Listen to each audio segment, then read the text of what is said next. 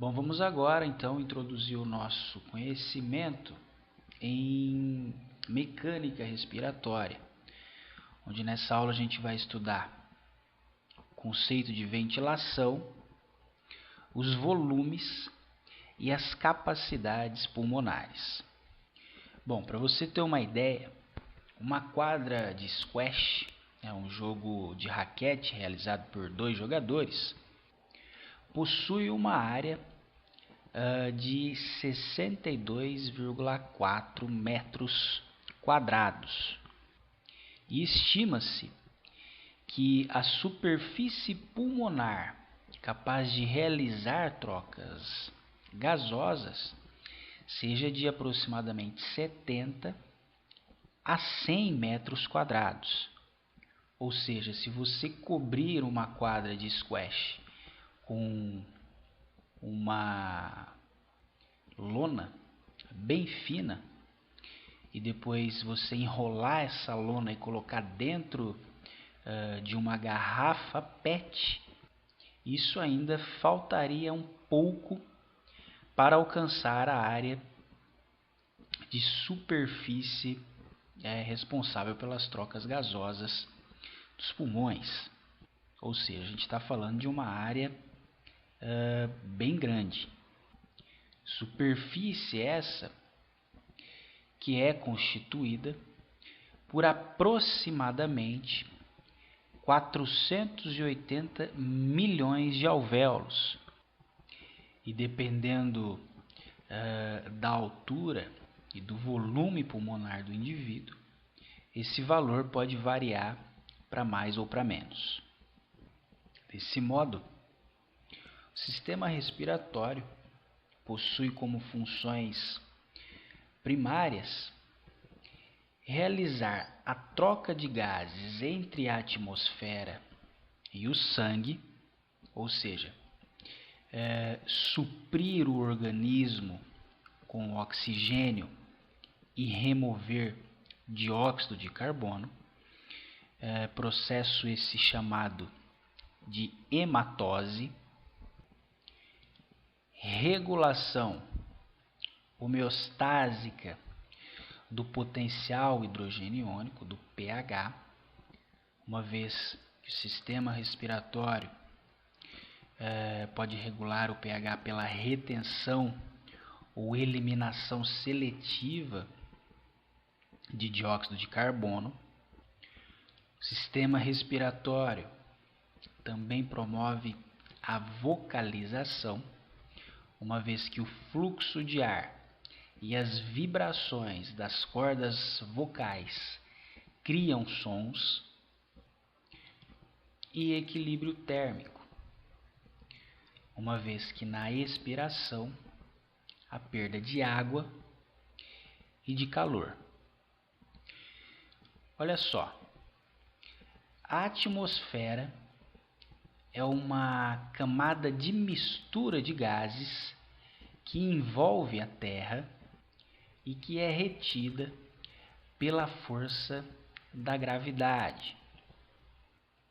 Essa mistura de gases que circunda a Terra é composta principalmente por nitrogênio, gás nitrogênio, correspondendo a 78% dos gases atmosféricos, oxigênio, correspondendo a 21% dos gases atmosféricos, e o 1% restante corresponde a outros gases, como por exemplo argônio, dióxido de carbono, neônio e hélio. Quanto maior a altitude, menor a pressão atmosférica, ou seja, há uma concentração menor de gases e partículas de vapor de água nessas condições, enquanto que quanto menor a altitude, maior a pressão atmosférica. Sendo assim, há uma concentração maior de gases e de vapor de água quanto mais próximo do nível do mar. Nessas condições, a pressão atmosférica total dessa mistura de gases é de 760 milímetros de mercúrio. No entanto, convencionou-se adotar a pressão atmosférica como sendo de 0 milímetros de mercúrio. Essa convenção facilita a compreensão de pressões que ocorrem em diferentes altitudes. Agora olha só,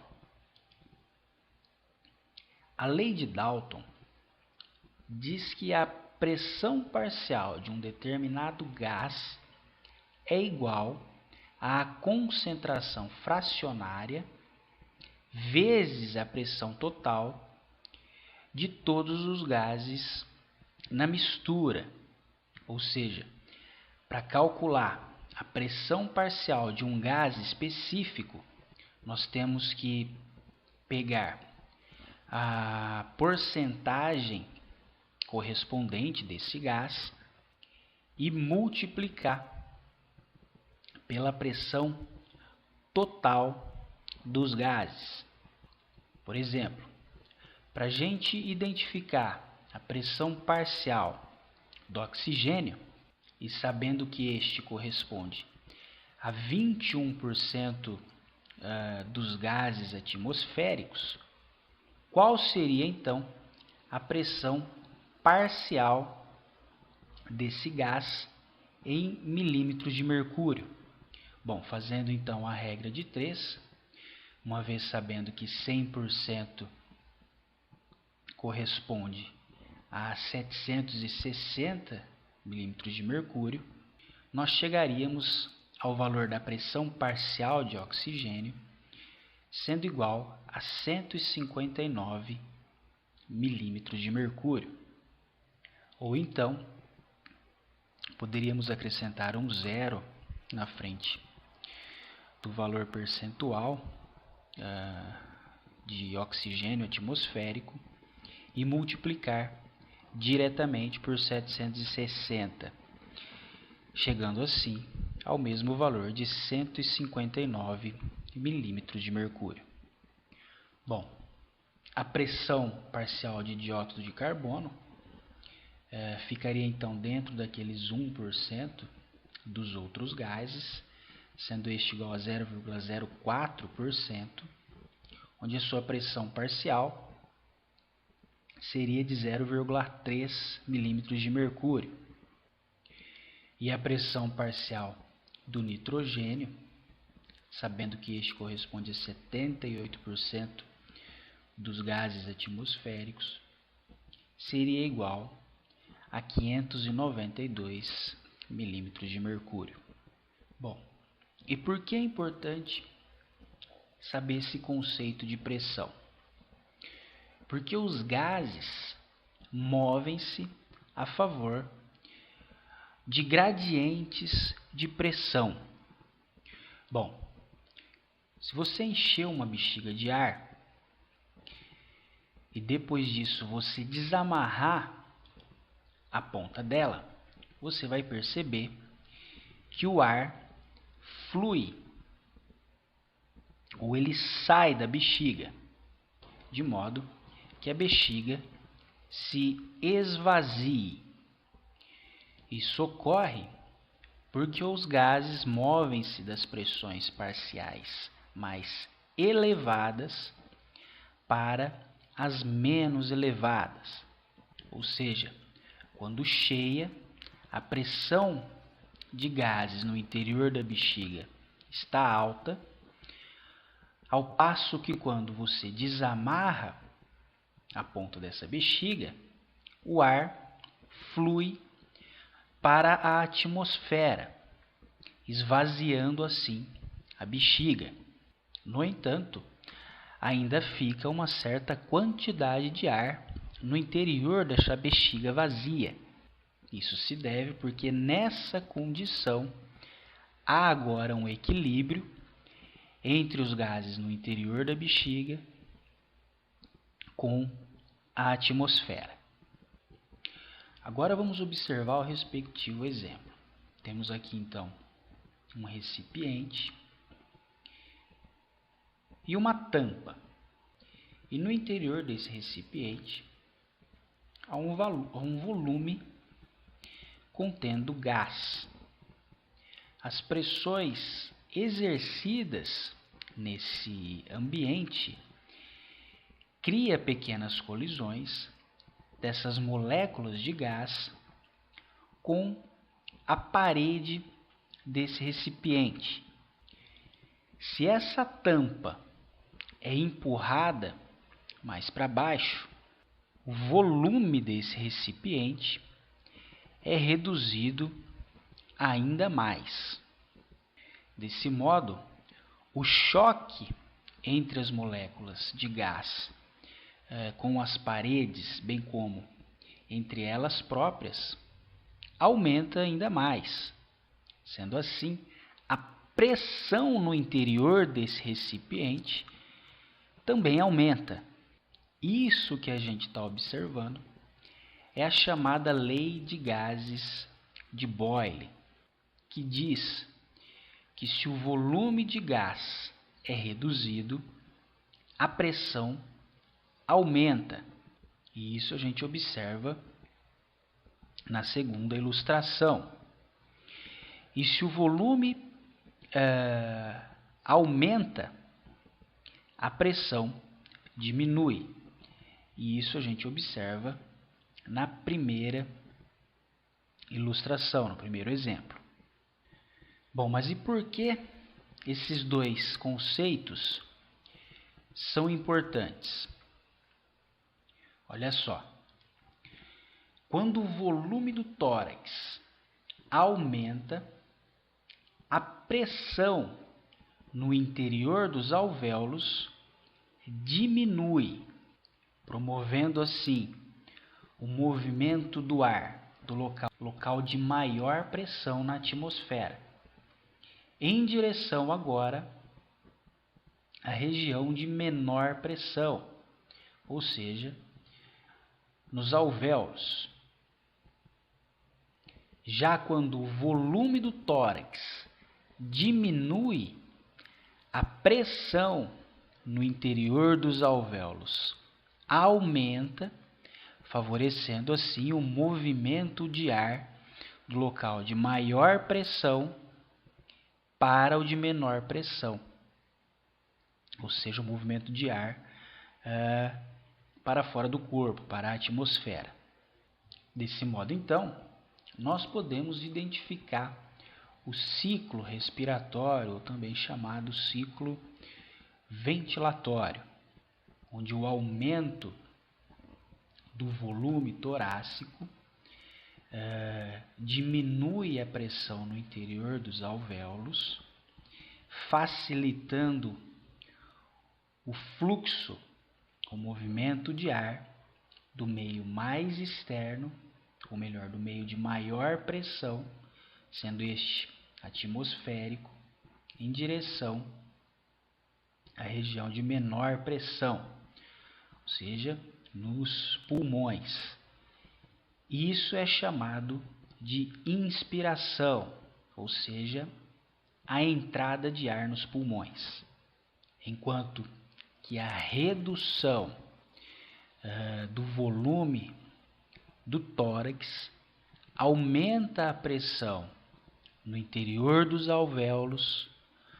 Deste modo, a pressão no interior dos alvéolos fica superior à pressão atmosférica e o ar então se movimenta em direção à atmosfera, a região de menor pressão.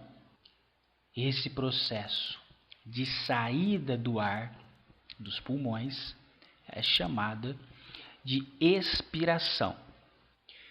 Bom, os volumes pulmonares se alteram durante o ciclo respiratório. E um instrumento clássico para a medição desses volumes é o espirômetro. Para medição das capacidades pulmonares, a pessoa a ser avaliada é conectada ao aparelho pela boca e o nariz é obstruído, é tampado por um grampo. Essa obstrução assegura uma medição mais precisa, uma vez que evita-se que o ar flua por uma área não conectada ao aparelho, ou seja, evita o vazamento de ar pelo nariz. Desse modo, quando a pessoa inspira, o ar move-se do aparelho, do espirômetro, para os pulmões, e quando a pessoa expira, o ar move-se dos pulmões de volta para o espirômetro. Desse modo, é possível observar o volume de ar corrente, ou seja, o volume inspirado e expirado em condições basais, ou seja, uma respiração calma, tranquila. É possível identificar a capacidade vital, sendo aquela obtida por uma máxima inspiração e uma máxima expiração, e mesmo após essa máxima expiração, uma certa quantidade de ar permanece nos pulmões, sendo este chamado de volume residual, e o volume de ar após uma expiração normal, expiração basal, é a capacidade residual funcional. E a capacidade vital mais o volume residual compreende a capacidade pulmonar total. Essas são, então, as capacidades pulmonares. Os volumes pulmonares podem ser divididos em 4. O volume corrente, sendo aquele, então, o volume de ar em condições de um ciclo respiratório basal, sendo este um valor médio de 500 ml. O volume de uma expiração máxima é o volume de reserva expiratória, sendo este de aproximadamente 1.100 ml. E o volume que permanece nos pulmões é o volume residual, sendo este de aproximadamente 1.200 ml. E o volume obtido por uma máxima inspiração após a inspiração basal é o volume de reserva inspiratória, sendo este de aproximadamente 3.000 ml ou 3 litros. E o volume após uma máxima inspiração seguida de uma máxima expiração é o valor da capacidade vital, que é de aproximadamente 4 litros e 600 ml, enquanto que a capacidade pulmonar total é de aproximadamente 5 litros e 800 ml, quase 6 litros.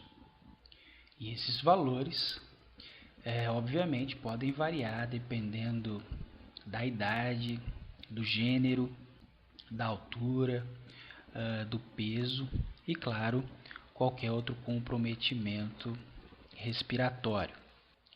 A capacidade e os volumes pulmonares são maiores nos homens e menores nas mulheres, onde a capacidade pulmonar média em um homem de 70 quilos é de aproximadamente 5 litros e 800 ml, como nós já mencionamos, e uma mulher de 50 quilos é de aproximadamente 4 litros e 200 ml. Essa aula você pode estudar pelas seguintes referências: